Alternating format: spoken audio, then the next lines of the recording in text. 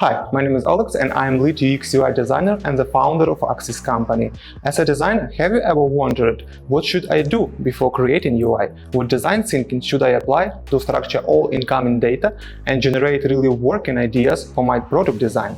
How can I show to the client the results of my UX activities? I'm here to give you the answers and share my experience with you about how to conduct UX thinking, how to make research and structuring process before creating UI.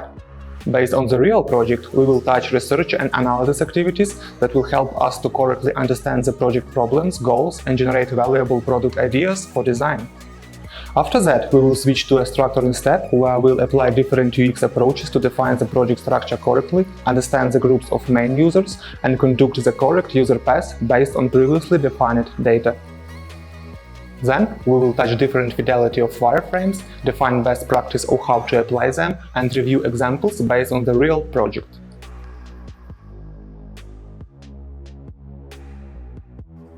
As a bonus content, you will receive two Figma working files, one with the UX part of the course, with examples of how to present and organize your UX process, and the second file is an example of final UI delivery with well-organized screen frames and UI styles that are ready for development.